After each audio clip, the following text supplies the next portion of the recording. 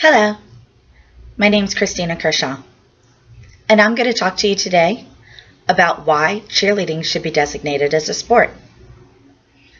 Every cheerleader gets fired up when someone sparks the conversation. Is cheerleading a sport?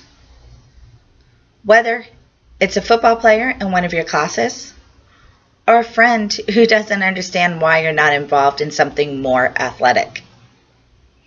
You want people to know that cheerleaders are athletes also.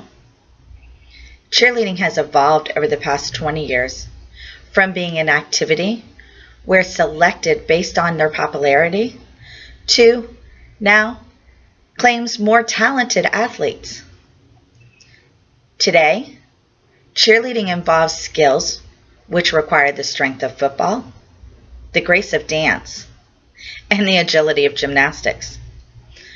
Complex maneuvers are performed which challenge the limits of the body. Safety organizations such as the AACCA were formed to develop safety rules to guide programs in the safe performance of cheerleading, which include jumps, partner stunts, pyramids, and tumbling. The truth is, there really isn't a solid definition of official sport. When necessary, the Office of Civil Rights makes this determination on a case-by-case basis. The Women's Sports Foundation has narrowed the field to these elements. 1. It must be a physical activity which involves propelling a mass through space or overcoming the resistance of space. Okay. Stunting. Check. Contesting or competing against, with, an opponent is required. Okay, that's competition. Check.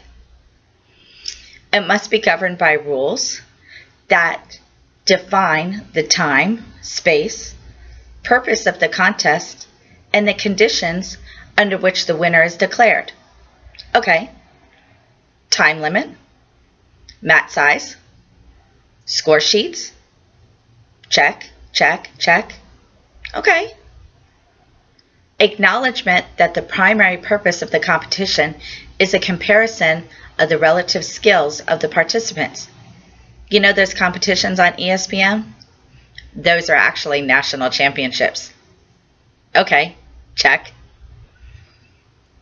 So far, cheerleading is 4 for 4. But there are still 2 more qualifications that are needed in order for cheerleaders to be considered the sport.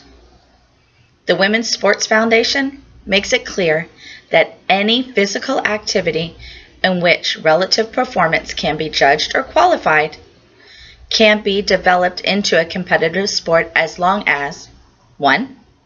The physical activity includes the above defined elements, and 2.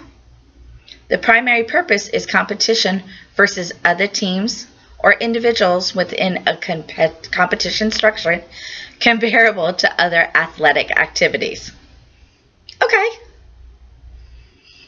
According to a policy statement issued by the American Academy of Pediatrics, the number of students aged 6 and up who are engaged in cheerleading, either at a school or as a member of an off-site competitive organization, skyrocketed from just 600,000 in 1990 to somewhere between 3 million and 3.6 million. The vast majority of the participants, being women, is 96%. But it's not only a girls' sport.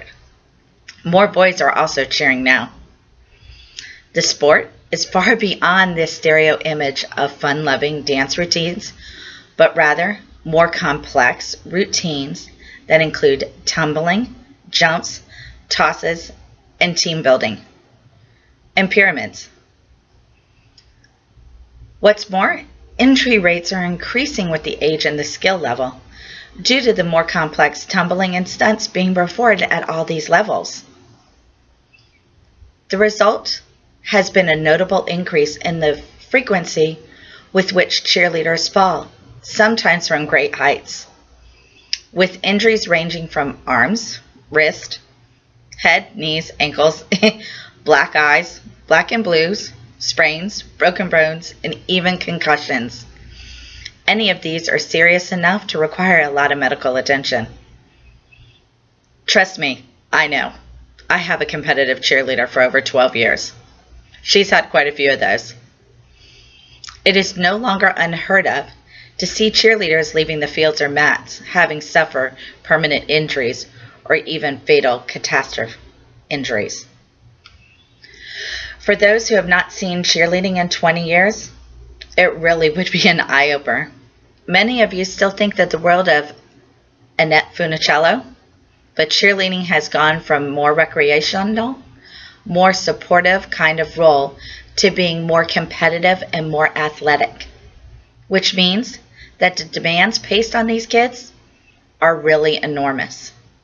And the skill level and the types of stunts that they're doing have gone up tremendously and continue to increase, as they have for most sports over the years. This is where my argument ends, but not because of the physical definition.